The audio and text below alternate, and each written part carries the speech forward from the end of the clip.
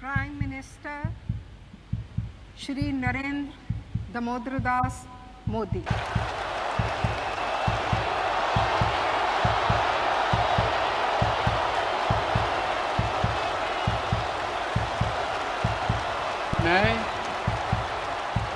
मैं नरेंद्र दामोदर दास मोदी ये एक पीढ़ी के बीच एक बार लिखा जाने वाला अनोखा जीवन कहानी है। हाँ, एक चाय बेचने वाले की वास्तविक जीवन की कहानी जो भारत के सबसे पसंदीदा प्रधानमंत्री बन गए, जिसने अपने असाधारण प्रतिभा और समर्थ इस राष्ट्र के लिए सच्चे प्यार से हर मायने में एक सच्चा नेता बन गए। भारत के प्रधानमंत्री के कार्यालय से गुजरने वाली नरेंद्र मोदी की जीवन कहानी वाडनगर के छोटे गलियों में शुरू होती है, जो उत्तर गुजरात के महसाना जिले में एक छोटी शहर है और गांधीनगर से 75 किलोमीटर की दूरी पर है। नरेंद्र मोदी का जन्म 17 सितंबर 1950 को वाडनगर, तब बॉम्बे राज्य में एक पंसारियों के परिवार में हुआ था। वो दामोदर दास मूलचंद मोदी और हीराबेन मोदी से पैदा हुए 6 बच्चों में से तीसरे थे।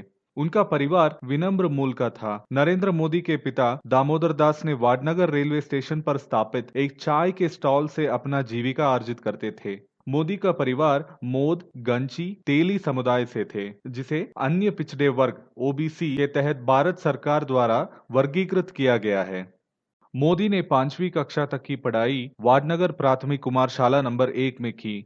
फिर वो 11वीं कक्षा तक श्री भगवताचार्य नारायणाचार्य हाई स्कूल से पढ़ाई की, जिसे बीएन हाई स्कूल के रूप में भी जाना जाता है। वो वाडनगर रेलवे स्टेशन के ठीक बगल में एक सह शिक्षा गुजराती माध्यम स्कूल थी। एक सेवानिवृत्त शिक्षक जिन्होंने मोदी को स्कूल में पढ़ाया था, वो मोदी को वर्णित करते कहा कि मोदी एक सामान्य छात्र था, लेकिन थिएटर और बहस में काफी दिलचस्पी रखता था। 1960 के दशक में बीएन हाई स्कूल में एक शिक्षक रास बिहारी मनियार के अनुसार मोदी के मजबूती उनकी वक्तृत्व कौशलता, पढ़ना और तेज स्मरण शक्ति थी। जब मोदी 8 साल के थे तो मोदी का राष्ट्रीय स्वयंसेवक संघ आरएसएस से पहला मुलाकात हुआ और वो आरएसएस के स्थानीय शाखाओं में शामिल करना शुरू किए। इसी समय के दौरान लक्ष्मणराव इनामदार, जो वकील साहब के नाम से जाने जाते थे, उनके द्वारा की गई आरएसएस की एक बैठक में भाग लिया और वकील साहब ने मोदी को आरएसएस में बाल स्वयंसेवक या जूनियर कैडेट के रूप में शामिल किया।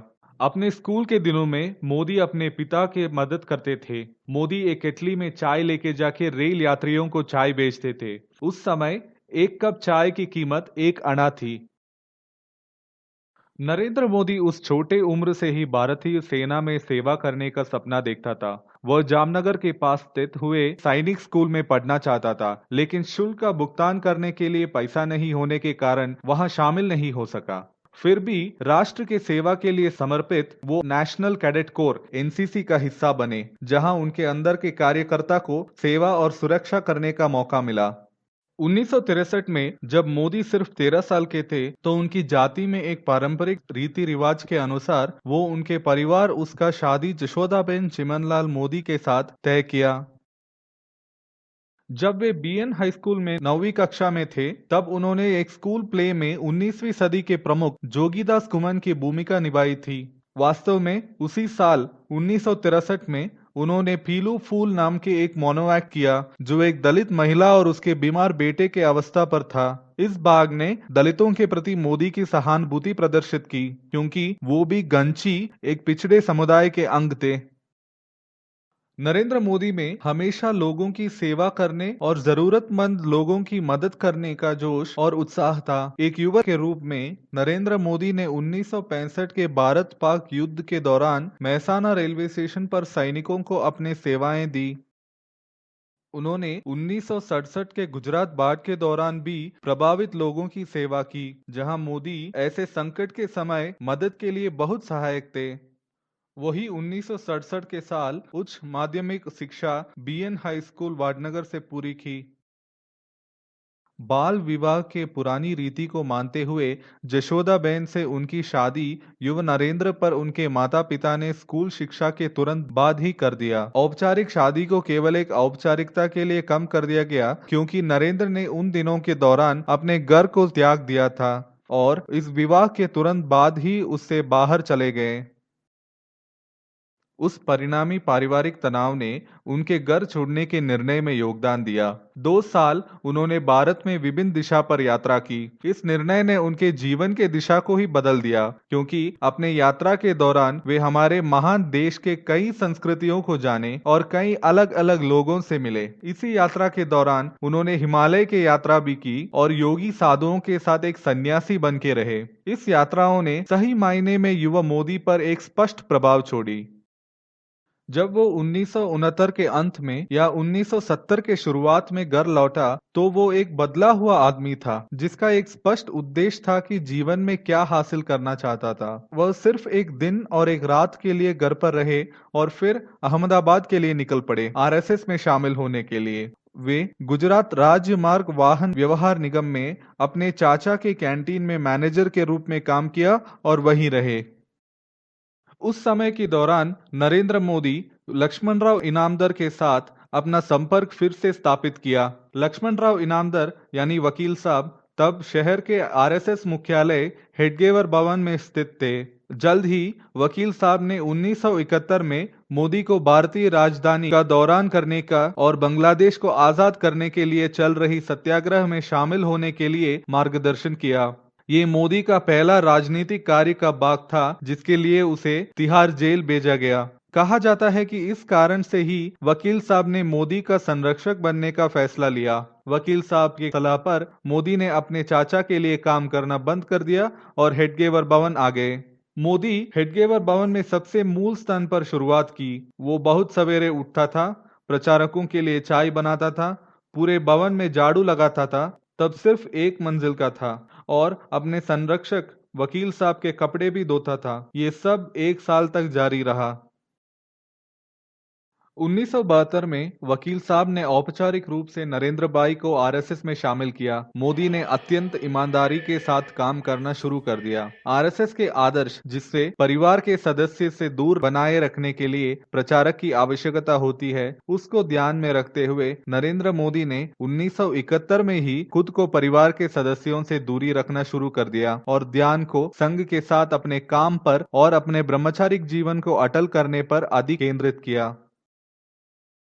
1972 में प्रचारक के रूप में शामिल किए मोदी कुछ ही समय में हेडगेवर भवन का अनिवार्य हिस्सा बन गए। 1974 के दौरान वो संघ के हर कार्य से जुड़ चुके थे। मोदी ने आगंतुकों की सहायता की और पूरे कार्यालय का कार्य, परिवहन, साथ ही पार्टी के बैठकों के निरीक्षण किया। उन्होंने बहुत कुशलता से सब कुछ संभाला। इस समय के दौरान गुजरात में आरएसएस ने नवनिर्माण आंदोलन का भाग बनने का फैसला लिया था। नवनिर्माण आंदोलन आर्थिक संकट और सार्वजनिक जीवन में व्यापक भ्रष्टाचार के खिलाफ एक युवा आंदोलन था। स्वाभाविक रूप से मोदी ने नवनिर्माण आंदोलन में बहुत महत्वपूर्ण भूमिका निभाई। आपातकाल 1975 में घोषित किया गया था। मोदी को गुजरात में आपातकाल के विरोध में समन्वय कराने वाले आरएसएस समिति गुजरात लोक संघर्ष समिति का महासचिव नियुक्त किया गया था। कुछ समय बाद ही आरएसएस पर प्रतिबंधित लगा गया था और पुलिस ने पूरे देश में उसके कार्यकर्ताओं को गिरफ्तार करना शुरू कर दिया। मोदी ने गिरफ्तारी से बचने के लिए एक सिख सज्जन और एक सन्यासी के 2 वेश धारण किए। आपातकाल के दौरान नरेंद्र मोदी का काम सीनियर नेताओं के बीच एक सहायक रूप में काम करना, प्रतिबंधित साहित्य प्रसारित करना, सुरक्षित ठिकाने और सहायता प्रदान कराने वाले समर्थकों का एक राज्यव्यापी जाल बनाना, जॉर्ज फर्नांडिस जैसे नेताओं को सुरक्षित घरों में ले जाना, बैठकों का आयोजन कराना और विभिन्न विरोधी आपातकाल समूहों के साथ नेटवर्क बनाना था। आपातकाल के दौरान मोदी की भूमिगत गतिविधियों ने एक नेता के रूप में उनका कद बढ़ाने में मदद की। जब आपातकाल को 1977 में हटा दिया गया, तब तक मोदी की दृष्टि चौड़ी हो गई थी और एक अस्पष्ट प्रचारक से पूरी तरह आगे निकल गया था। अब वो एक नाम था जिसे आरएसएस के हलकों में सख्त माना जाता था। 1978 में मोदी ने दिल्ली विश्वविद्यालय के स्कूल ऑफ ओपन लर्निंग से राजनीति विज्ञान में बैचलर ऑफ आर्ट्स डिग्री प्राप्त की। 1979 में मोदी को फिर से दिल्ली भेजा गया, इस बार आपातकाल के काले महीनों के दौरान आरएसएस के प्रतिरोध के प्रलेखन के समन्वय के लिए। फिर मोदी को वडोदरा भेजा गया था, शुरू में विभाग प्रचारक के रूप और बाद में नदियाड, दंग और पंचमहल जिलों के प्रभारी संभाग प्रचारक बना दिया गया। शास्त्रीपोल इलाके में केशव निकेतन नामक भवन में एक कमरा, उसका एक कोने में एक बेड के साथ जो कार्यालय था, वो वडोदरा में नरेंद्र मोदी का पहला कैंप था। 1983 में उन्होंने गुजरात विश्वविद्यालय से राजनीति विज्ञान में मास्टर ऑफ आर्ट्स डिग्री प्रथम श्रेणी के साथ हासिल किया। 1985 में उन्हें आरएसएस द्वारा भाजपा में सौंपा गया। लाल कृष्ण आडवाणी के भाजपा अध्यक्ष बनने के बाद आरएसएस ने अपने सदस्यों को भाजपा के भीतर महत्वपूर्ण पदों में बिठाने का फैसला किया। 1987 में अहमदाबाद नगरपालिका चुनाव में मोदी के कुशल और सफल संचालन ने इस भूमिका के लिए उनका नामित किया गया। मोदी को 1987 में भाजपा गुजरात के संगठनात्मक सचिव चुना गया। तब से उनके लिए कोई वापसी नहीं हुए, क्योंकि उन्होंने चुनाव जीतता गया और यहां तक कि दूसरों को भाजपा के लिए चुनाव जिताने में मदद की। मोदी पार्टी के भीतर उठे और 1990 में भाजपा के राष्ट्रीय चुनाव समिति के सदस्य नामित किए गए, जिन्होंने 1990 में लाल कृष्ण आडवाणी के राम रथ यात्रा को व्यवस्थित करने में मदद की। उन्होंने सोमनाथ से अयोध्या तक लाल कृष्ण आडवाणी की रथ यात्रा में महत्वपूर्ण भूमिका निभाई। उस रथ यात्रा ने भाजपा को राष्ट्रीय राजनीति में बहुत आगे ले आया।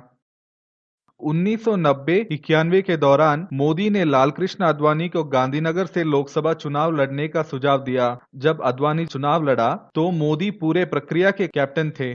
चुनावों के बाद आडवाणी जी के राष्ट्रीय नेता होने के कारण मोदी द्वारा क्षेत्र को संभाला गया। उन्हें आडवाणी जी के पार्टी काम में सहायता के लिए आरएसएस द्वारा प्रतिनियुक्त किया गया था। 1991 में तब भाजपा अध्यक्ष डॉक्टर मुरली मनोहर जोशी ने राष्ट्रीय एकता और अखंडता के बारे में पार्टी के चिंताओं पर जोर देने के लिए एक एकता यात्रा शुरू करने का फैसला किया। यात्रा कन्याकुमारी से शुरू होगी, जिस स्थान पर स्वामी विवेकानंद ने जीवन का उद्देश्य पाया था, और समाप्त होगी श्रीनगर के लाल चौक पर तिरंगा फहराने के साथ। नरेंद्र मोदी के स्थापित संगठनात्मक कौशलता को ध्यान में रखते हुए उनकी कंधों पर रखी गई यात्रा की तैयारी का काम। यात्रा एक अति बहुत सफलता थी और कई मुश्किलें पार करने के बाद आखिरकार 26 जनवरी 1992 को श्रीनगर में तिरंगा फहराया गया। यात्रा की सफलता श्री नरेंद्र मोदी के लिए एक मील का पत्थर था, जिनके संगठनात्मक कौशलता यात्रा की प्रगति के लिए अमूल्य साबित हुए। 1993 में नरेंद्र मोदी ने अमेरिका में चावी प्रदान और जनसंपर्क पर 3 महीने के कार्यक्रम में भाग लिया। मोदी को गुजरात में भाजपा को मजबूत बनाने का श्रेय दिया जाता है और उनके चुनाव प्रचार कौशल के माध्यम से जो भाजपा ने गुजरात में 1995 की विधानसभा चुनाव जीता, उस चुनाव में मोदी की स्थानीय उम्मीदवारों को चुनने वाले चतुर आंखें और जमीनी चुनाव प्रचार कौशलता की बहुत बड़ी प्रभाव थी। नवंबर 1995 में मोदी को भाजपा के राष्ट्रीय सचिव के रूप में चुना गया और नई दिल्ली स्थानांतरित किया गया, जहां उन्होंने हरियाणा और हिमाचल प्रदेश में पार्टी के गतिविधियों की जिम्मेदारी संभाली।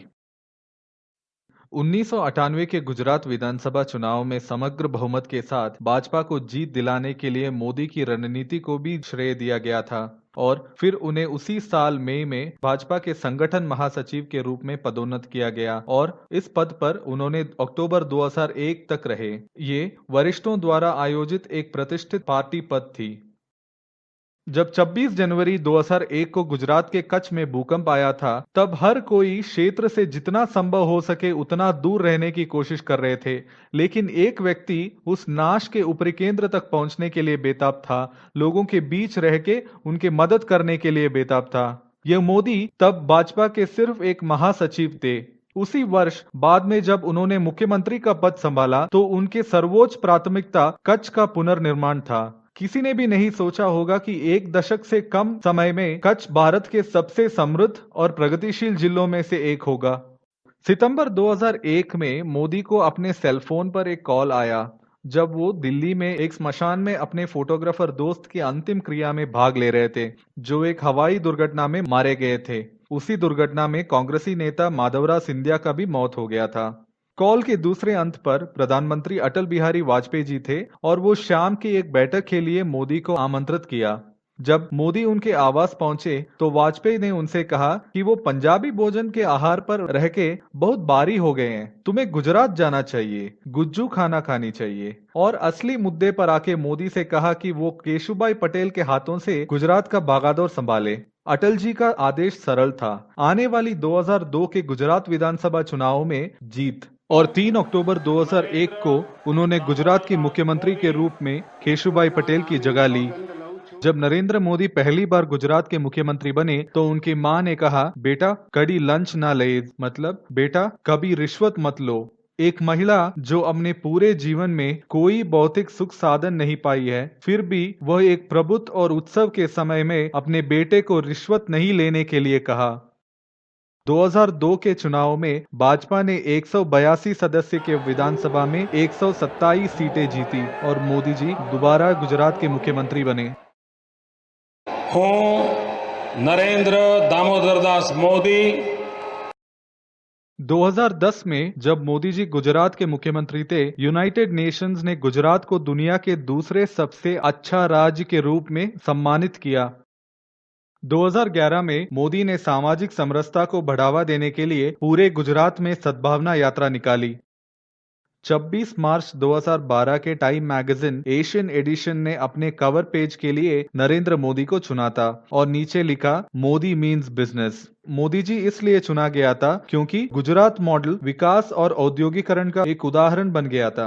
2012 के विधानसभा चुनाव में नरेंद्र मोदी के नेतृत्व में भाजपा ने कुल 182 सीटों में से 116 सीटें जीती, जबकि कांग्रेस ने सिर्फ 60 सीटें जीती। मोदी ने 26 दिसंबर 2012 को लगातार चौथा बार गुजरात के मुख्यमंत्री के रूप में शपथ ली। 9 जून 2013 में मोदी को 2014 के आम चुनाव में भाजपा के अभियान का नेतृत्व करने के लिए चुना गया। ये पद उन्हें प्रधानमंत्री के लिए पार्टी के उम्मीदवार बना सकती थी। 2014 के आम चुनाव पूरी तरह से मोदी पर केंद्रित था, जो पूरे देश में बीजेपी के पोस्टरों, टेलीविजन अभियानों, पर्चे और होर्डिंग्स पर भर चुके थे। पूरे देश में अब की बार मोदी सरकार का नारा गूंज रहा था। मोदी के करिश्मे और भ्रष्टाचार के बिना विकास के लिए एक व्यक्ति के रूप में जो लोगों का विश्वास था, वो बीजेपी को लोकसभा चुनाव में 282 सीटें जीतने में सफल कर दिया। इस प्रकार मोदी को भारत का प्रधानमंत्री बनने का मार्ग प्रशस्त हुआ।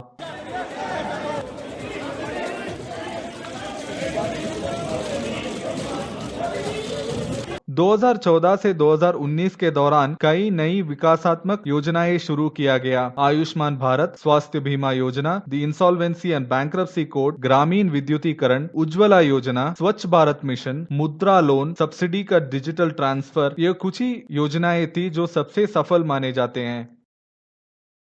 2019 के आम चुनाव एक बार फिर मोदी सरकार के पक्ष में था। एक थकाने वाली चुनावी अभियान और 7 चरण के चुनावों के बाद मोदी फिर से व्यापक बहुमत के साथ प्रधानमंत्री के रूप में लौटे।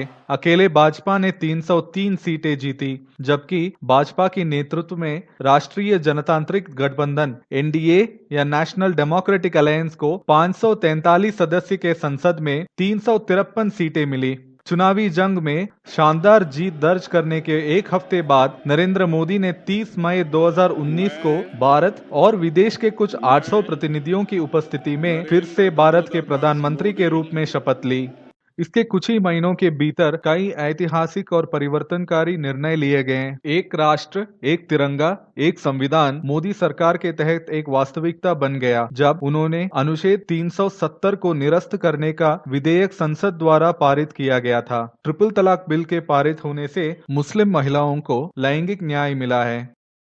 मोदी ने एक बार कहा था कि विनम्र परिवार से आने वाले वो सन्यासी होते तब भी खुश होंगे, अन्यथा सेना की सेवा करना पसंद करेंगे। मोदी के बचपन के एक दोस्त हरीश पटेल, जो बहुत कम उम्र में ही ज्योतिष में बहुत अच्छे थे, उन्होंने भविष्यवाणी की थी कि मोदी राष्ट्रीय कद पर नेता बन जाएंगे। मोदी ने अविश्वास में पटेल के साथ तर्क किया, आप ऐसे कैसे कह सकते हैं? मैं एक गरीब चाय बेचने वाला हूँ, मैं एक राष्ट्रीय नेता कैसे बन सकता हूँ?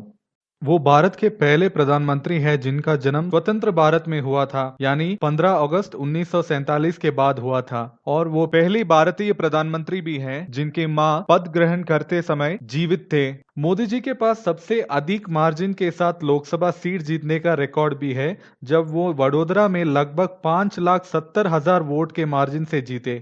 प्रसिद्धि के शिखर पर पहुंचने के बाद भी मोदी ने कभी भी सिगरेट, शराब या इस तरह की बुरी आदत को हाथ नहीं लगाया। मोदी शुद्ध शाकाहारी हैं। सिर्फ यही नहीं, वो समय के बहुत बड़ा भक्त हैं और केवल 4 घंटे की नींद लेते हैं। उनका दिन सुबह 5:30 बजे शुरू होता है और खुद को फिट रखने के लिए नियमित रूप से योगा करते हैं। उन्होंने कभी भी एक छुट्टी नहीं ली। वो अपने तनख्वाह भी घर नहीं बेचते, पर उनकी माँ जब भी उन्हें मिलते हैं तो उसे सौभाग्य के लिए ₹1.25 देते हैं।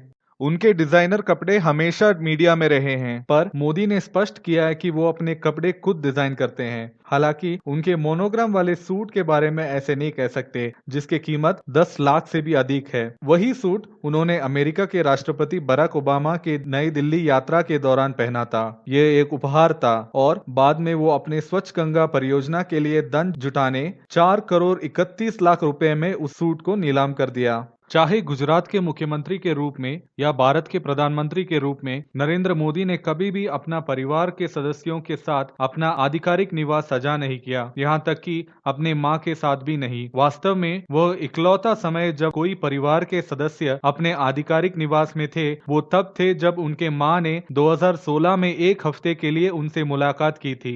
मोदी और जशोदाबेन की परिवार का कहना है कि दोनों उस शादी से बहुत जल्द ही बाहर आए थे। लगभग 40 वर्षों तक जशोदाबेन ने वडगाम जिले की राजोशाना गांव में एक प्राथमिक विद्याशाला में शिक्षक के रूप में काम किया। जशोदाबेन अभी भी अपने भाई के साथ रहती है और प्राथमिक विद्यालय के शिक्षक के रूप में सेवानिवृत्त होने के बाद खुद को आध्यात्मिकता के लिए समर्पित कर दिया है। मोदी 2014 तक शादी को आधिकारिक रूप से घोषणा नहीं किया था। वास्तव में ये 9 अप्रैल 2014 को दायर किए गए चुनावी हलफनामे में थी कि वो उन्होंने पहली बार जशोदाबेन को अपनी पत्नी के रूप में नामित किया था। मोदी के 5 भाई बहन हैं। उनके सबसे बड़े भाई सोमभाई दामोदर दास मोदी एक सरकारी कर्मचारी थे। अब वह वाडनगर में एक वृद्धाश्रम चला रहे हैं। उनके दूसरे भाई अमृतभाई दामोदर दास मोदी एक प्राइवेट कंपनी के लिए फिटर के रूप से सेवानिवृत्त हुए। उनके छोटे भाई प्रहलाद भाई दामोदर दास मोदी अहमदाबाद में एक उचित मूल्य की एक दुकान चलाते हैं। उनकी बहन वसंती बहन ने हसमुख भाई मोदी से शादी की, जो भारतीय जीवन बीमा निगम LIC के साथ काम करते हैं। मोदी के सबसे छोटे पंकज मोदी गुजरात सूचना विभाग में एक अधिकारी के रूप में काम करते हैं। मोदी की मां गांधीनगर में पंकज भाई के साथ रहते हैं। अमित शाह उनके सबसे करीबी विश्वास पात्र हैं। पिछले कई सालों में ऐसा कोई दिन नहीं गया होगा जब वे दोनों एक दूसरे से मिले या फोन पर चर्चा ना की हो। वो जहां भी जाते हैं किसी की जड़ों को ना भूलने का मिसाल रखते हैं, और यह बात साबित होता है जब हम देखें कि वो अपना दस्तखत कैसे लिखते हैं, चाहे वो कोई आकस्मिक अवसर हो या कोई आधिकारिक दस्तावेज हो। मोदी के जीवन बहुत प्रेरणादायक हैं। जैसे कि उन्होंने कहा, हम में से हर एक के पास उठने की स्वाभाविक वृत्ति है, जैसे एक दीप से रोशनी। आइए इस वृत्ति का पोषण करें।